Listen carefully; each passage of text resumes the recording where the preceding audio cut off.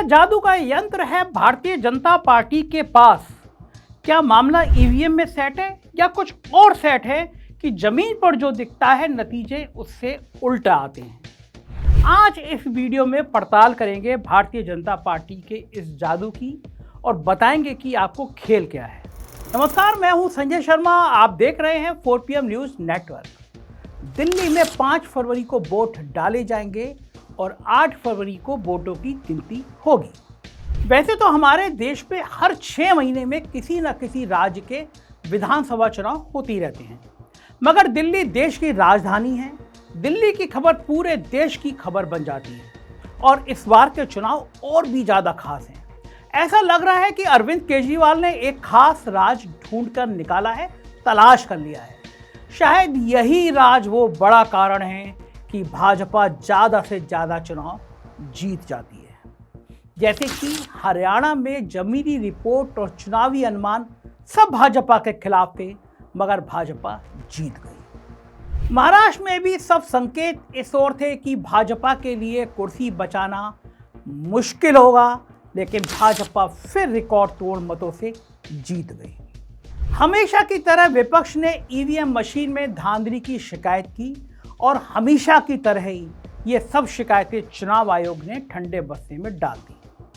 लेकिन दिल्ली में जो घमासान जारी है वो चुनाव के नतीजों के बाद का नहीं है, चुनाव से पहले ही घमासान शुरू हो गया है।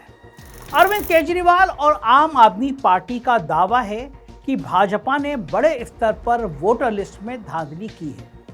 हजारों की संख्या में उन वोटरों का नाम लिस्ट से हटा दिया गया है जो आम आदमी पार्टी के सपोर्टर हैं।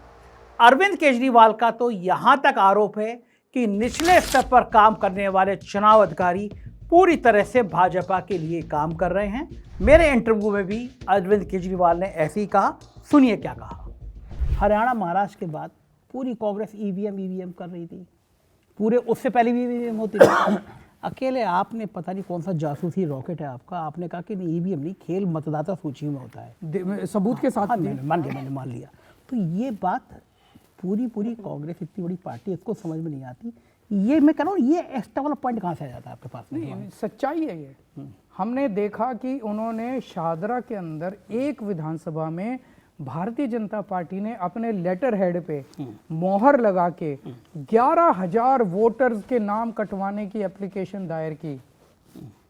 तो ऊपर वाले का आशीर्वाद है मेरे ऊपर, बच गया। बीजेपी के अंदर से किसी ने लाके उसकी कॉपी मेरे को दे दी। आपका नेटवर्क है वहाँ पे भी, यही मैं कहना चाह रहा था ना, आपका नेटवर्क वहाँ भी है। तो अंदर से सारी कॉपी आ गई, वो 11,000 वोटर्स की लिस्ट हमारे पास आ गई। हमने 500 की रैंडम चेकिंग कराई तो पता चला 378 मौजूद थे अपने घर में, और वो सारे आम आदमी पार्टी के वोटर थे। और कहते हैं रोहिंग्या सारे के सारे हिंदू और सारे पूर्वांचली और दलित। तो इसका मतलब पूर्वांचली और दलितों के वोट कटाने की और आम आदमी पार्टी के वोट कटाने का षड्यंत्र रच रहे थे ये लोग। मैंने मीडिया के सामने रख दिया। बच गए वो लोग? कटे नहीं ना? नहीं कटे नहीं, वो बच गए। तो यार ये एक ट्रम्प कार्ड जो था, ये माना जाए कि ईवीएम से ज़्यादा बड़ा खेल उन राज्यों में भी जहाँ पे हारे, ये दो खेल खेल रहे हैं ये लोग। हाँ। नाम कटवा रहे हैं दूसरी पार्टियों के। मैंने अपनी विधानसभा में पकड़ा इनके लोगों को, घर घर जाते हैं, घर घर जाके कहते हैं हम न्यूज़ चैनल से आए हैं, इस बार आप एक सर्वे कर रहे हैं, किसको वोट देंगे? कुछ लोग बताते हैं, कुछ लोग नहीं बताते। अब इनको 100% तो चाहिए ही नहीं। मान लो मेरी विधानसभा इन्होंने 10,000 लोगों के पकड़ लिए कि आम आदमी पार्टी को कौन कौन वोट, उसकी एप्लीकेशन डाल देते हैं वोट कटवाने के लिए। आप यही पूछोगे ना भाई इनको कैसे पता चला ये आम आदमी पार्टी के वोट? सर्वे कराते हैं ये लोग और फिर उनका वोट कटवाने के लिए डाल दी। इसी तरह से 8-10 हज़ार वोट ऐड करवाने के लिए डाल देते हैं, फर्जी वोट करवाने के लिए।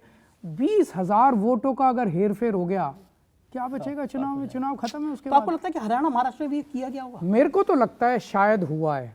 किसी को इस पर रिसर्च करनी चाहिए। अगर रिसर्च करेंगे तो ये निकल के आएगा, पक्की बात है, मेरे को लगता है। जैसे ही आम आदमी पार्टी अपनी शिकायत लेकर चुनाव आयोग के पास पहुंची, उसके ठीक एक दिन बाद भारतीय जनता पार्टी ने उल्टे आम आदमी पार्टी पर धांधली का आरोप लगा दिया।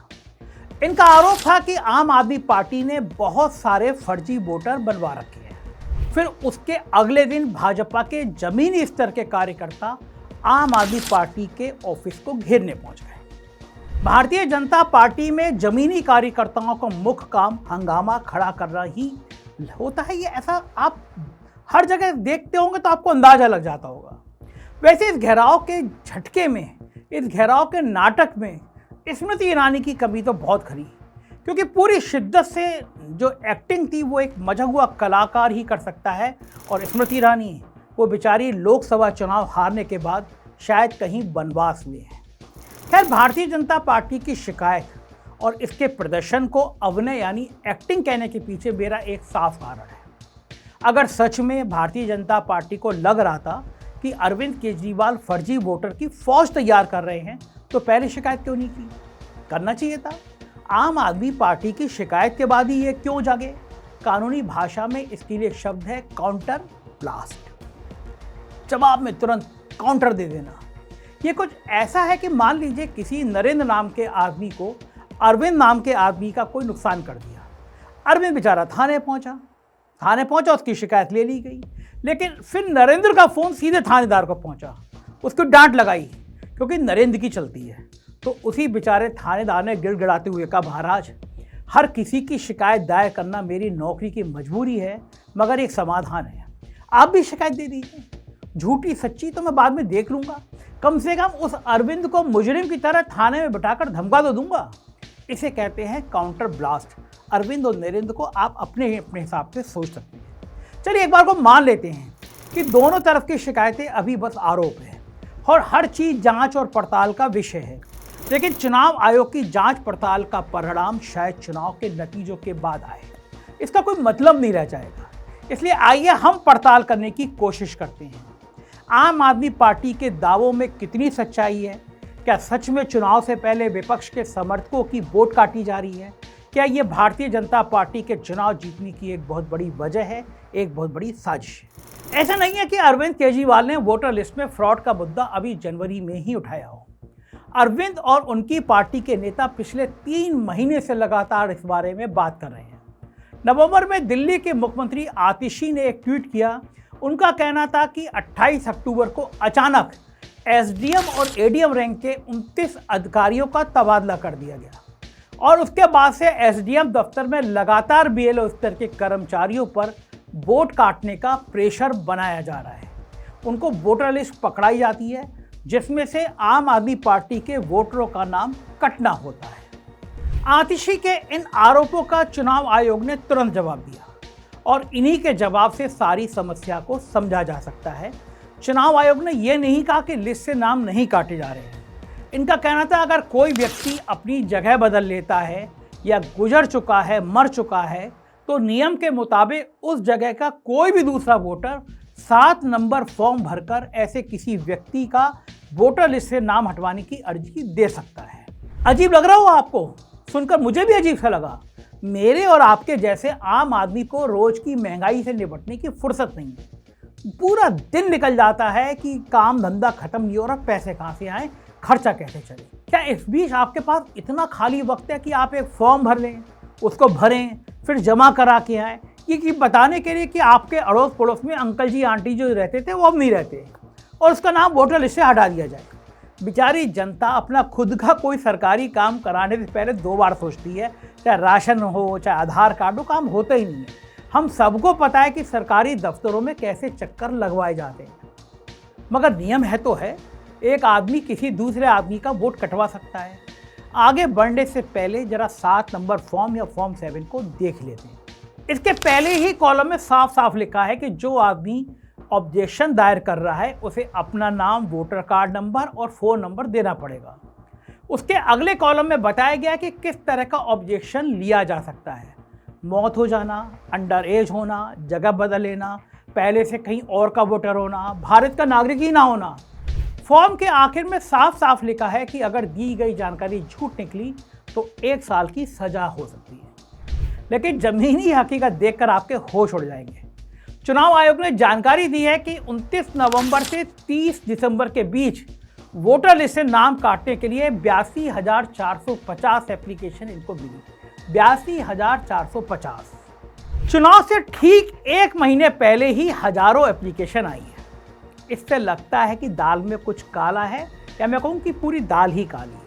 आप कह सकते हैं कि दिल्ली में वोटर भी तो 1.5 करोड़ के आसपास हैं। अगर 82,000 एप्लीकेशन आ गई तो कौन सी बड़ी बात है। मैं आपको समझाता हूं कि बड़ी बात क्या है। फॉर्म 7 का नियम है कि किसी की वोट पर ऑब्जेक्शन होने के बाद नोटिस देकर शिकायत करने वाले और जिसकी वोट की शिकायत हुई है दोनों को बुलाया जाएगा और ऑब्जेक्टर यानी ऑब्जेक्शन लेने वाले को अपनी बात साबित करनी पड़ेगी। लेकिन पिछले हफ्ते नई दिल्ली विधानसभा क्षेत्र में जो हुआ वो देखने लायक है। 2, 3 और 4 जनवरी को इलेक्शन ऑफिस ने नोटिस देकर ऑब्जेक्टर को बुलाया। पहले तो आ ही केवल 11 लोग और सबने ये कहा कि उन्होंने तो किसी की वोट कटवाने की कोई एप्लीकेशन दी नहीं है और उनका नाम गलत तरीके से इस्तेमाल हुआ है। सोचिए, एप्लीकेशन हजारों में 82,000 से ज़्यादा, मगर सामने कोई नहीं आया। और ऐसा सिर्फ नई दिल्ली विधानसभा में नहीं हो रहा है, पूरे देश में हो रहा है। एक बड़े चैनल ने खुलासा भी किया। 3 लोकसभा क्षेत्र का दौरा किया, न्यूज़ लॉन्ड्री के रिपोर्टर ने दौरा किया और वोटर लिस्ट से नाम काटने वाले लोगों का बाकायदा सर्वे करके रिसर्च किया गया। उत्तर प्रदेश के फर्रुखाबाद और मेरठ और दिल्ली की चांदनी चौक इलाके की सीट को इस रिसर्च के लिए चुना। नतीजे चौंकाने वाले हैं। फर्रुखाबाद में 32,000 लोगों के नाम वोटर लिस्ट से काटे गए। नाम कटने वाले लोगों में ज़्यादातर यादव और मुसलमान थे, यानी वो तबका जिनसे कम उम्मीद है कि वो भाजपा को वोट देगा। और इस इलाके से भाजपा के जीतने की मार्जिन बस 2,500 वोटों के आसपास थी। इसी तरह चांदनी चौक इलाके के मुसलमान और बैकवर्ड वोटों के काटने की संख्या पंजाबी और अपर कास्ट वोटों से 3 गुना ज़्यादा थी। मेरठ का खेल उल्टा मिला। यहाँ के 2 बूथ ऐसे थे जिनमें 27% से अधिक वोट बोगस थे और भाजपा के अरुण गोयल जी जो राम बने वो बेचारे यहाँ पे 10,000 वोटों में जीते। मतलब कि चुनाव जीतने के लिए वोटर लिस्ट का 2 तरीके से इस्तेमाल हो रहा है। जो आपको वोट ना दे उसकी वोट पहले से कटवा दो और साथ ही अपनी वोट बढ़ाने के लिए फर्जी तरीके से वोट बनवा दो। पूरी बात को समझने के लिए इस वक्त एक सवाल उभरता है, क्या वोटों का काटा जाना और बोगस वोट जोड़ना इतना आसान है? अगर नियमों के हिसाब से देखें तो बहुत मुश्किल है। ब्लॉक लेवल अफसर यानी BLO एक सरकारी कर्मचारी होता है। चुनाव के वक्त अध्यापकों को ज़्यादातर ये ड्यूटी दी जाती है। BLO अपने दिए गए इलाकों में घर घर घूमता है। अगर किसी की मौत की जानकारी है, बाकायदा डेथ सर्टिफिकेट लेकर ही वोटर लिस्ट से नाम हटाता है। उसी तरह अगर किसी ने नई वोट बनवाने की अर्जी दी है तो BLO की जिम्मेदारी होती है कि वो एप्लीकेशन देने वाले का पता, फ़ोन नंबर आदि वेरीफाई करे। देखा जाए तो नियम तो सख्त है, मगर फिर ऐसी खबरें देखने को मिल जाती हैं जिससे लगता है कि घर घर जाकर काम करने वाला भी बस दफ्तर में बैठकर काम कर रहा है। कल की दिल्ली की खबर देखिए।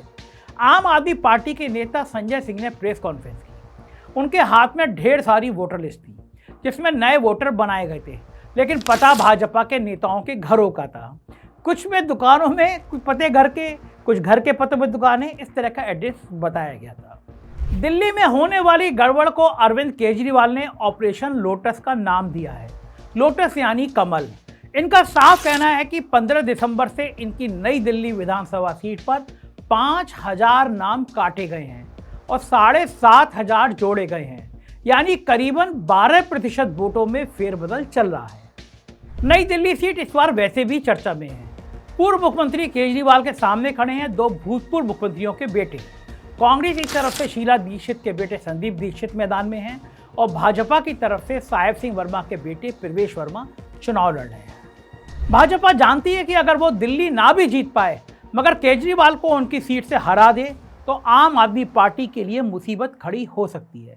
इसलिए साम दाम दंड भेद जैसे सारे नुस्खे भाजपा अपनाएगी। सिर्फ वोटर फ्रॉड से जुड़ी शिकायत नहीं है। आम आदमी पार्टी ने यह भी शिकायत की है कि भाजपा के प्रवेश वर्मा खुले तौर पर वोटर को लालच दे रहे हैं। मॉडल कोड ऑफ कंडक्ट लगने के बावजूद स्वास्थ्य कैंप लगाकर लोगों के बीच चश्मे और पैसे बांटे जा रहे हैं। नौकरी के वादे के तौर पर जॉब कार्ड बांटे जा रहे हैं। ये वही प्रवेश वर्मा है जो मुस्लिम समुदाय के लिए हमेशा आग उगलते रहते हैं। 2 साल पहले तो इन्होंने मंच से बाकायदा लोगों को शपथ दिलाई कि मुसलमानों का पूरी तरह से बाइकआउट कर देना चाहिए। इसी तरह के नफरती भाषण देने वाला नेता चुनाव जीतने के लिए कोई भी प्रयोग कर सकता है और इन सब घटनाओं के बीच चुनाव आयोग से यह उम्मीद की जाती है कि वो जल्दी कार्रवाई करे। अगर कोई शिकायत है उसकी जांच और निवारण जल्दी किया जाए। मगर इस फ्रंट पर चुनाव आयोग का रिपोर्ट कार्ड अच्छा नज़र नहीं आता। महाराष्ट्र चुनाव को बीते 2 महीने हो चुके हैं। सब तरफ से सवाल उठे थे कि अचानक 5 बजे के बाद वोटर परसेंटेज एकदम से कैसे बढ़ गया। चुनाव अधिकारी ने बयान दिया कि अगर 76 लाख वोटर आखिरी घंटे में वोट करने आ गए तो कोई बड़ी बात नहीं है। 1 लाख बूथ थे, इसलिए हर बूथ पर बस 76 ही आदमी आ गए। ये बड़ा बचकाना सा बचाव है। जरूरी नहीं है कि सब जगह ही लोग बड़े हों। क्या पता किसी बूथ पर अचानक 500 फर्जी वोटर आ गए हों, या यह भी हो सकता है कि डाटा में फेरबदल की गई हो। इसलिए मांग उठी कि अगर वाकई 5 बजे के बाद ज़्यादा लोग वोट करने आए थे तो बूथ लेवल की सीसीटीवी फुटेज दिखा दी जाए। अभी तक चुनाव आयोग ने कुछ ऐसा किया हो, इसकी कोई जानकारी मेरे पास नहीं। कांग्रेस ने उसी वक्त एक मेमोरेंडम भी दिया था कि महाराष्ट्र की हर विधानसभा सीट पर कम से कम 10,000 वोटों का काटा जाना और नई वोटों का जोड़ा जाना हुआ है, इसकी जांच हो। मगर फिर वही ढाक के 3 पात, इतना नाकारा और इतना नपुंसक चुनाव आयोग मैंने कभी नहीं देखा। लेकिन जब चुनाव आयोग रैलियों में मोदी के नफरती भाषणों पर कोई कार्रवाई नहीं करता, वो भाषण जो सबने देखे और सुने, तो फिर वोटर लिस्ट जैसी टेक्निकल समस्या पर जल्दी से कार्रवाई होगी, इसकी उम्मीद कम है। देखिए, लोकतंत्र में चुनाव का एक बहुत जरूरी काम है। यही वो समय है जब हर नागरिक बिना किसी भेदभाव के अपनी मर्जी से अपने उम्मीदवार को चुनने के लिए वोट डालता है। ये उसका अधिकार है। अब सोचिए, आप अपने इस अधिकार का इस्तेमाल करने जाएं और वहां जाने पर पता चले कि आपका नाम ही लिस्ट से काटा जा चुका है, तो उस वक्त आप कुछ नहीं कर पाएंगे। वोटिंग का समय निकल जाएगा, इसलिए बेहतर है कि उसे पहले से ही जांच लें। बहुत आसान प्रक्रिया है। इलेक्शन कमीशन के वेबसाइट पर जाकर अपना नाम तलाश कर सकते हैं। EPIC नंबर यानी वोटर कार्ड पर दिए गए नंबर को डालकर ऐसा किया जा सकता है। अपना नाम और बाकी डिटेल्स डालकर भी आप पता कर सकते हैं। पहली जिम्मेदारी हमारी और आपकी ही बनेगी। हम हर कोशिश करनी चाहिए, हमें पूरी जान लगा देनी चाहिए कि हमारे अधिकार को हमसे छीना ना जाए, खासकर वोट देने जैसा मूल अधिकार। क्योंकि दिल्ली के चुनाव आने वाले हैं, इसलिए वहाँ के वोटर से एक और खास अपील है। जिस बूथ पर आप वोट डालते हैं उस पर सभी वोटर आपके आसपास के होते हैं। अगर आपको अपने आगे या पीछे कोई अजनबी चेहरा दिखाई दे जिसे कभी पहले ना देखा हो, तो हक के साथ ऐसे किसी आदमी से उसकी पहचान पूछ लें, क्योंकि बोगस वोटिंग उतनी ही खतरनाक है जितनी असली वोटों का काटा जाना। सोचिए, एक क्षेत्र के ज़्यादातर लोग किसी एक उम्मीदवार को वोट दें, लेकिन कोई दूसरा बोगस वोटिंग करवा के जीत जाए, तो ये सब वोटरों के साथ धोखा हो जाएगा, और वो भी वोट डालने के बाद।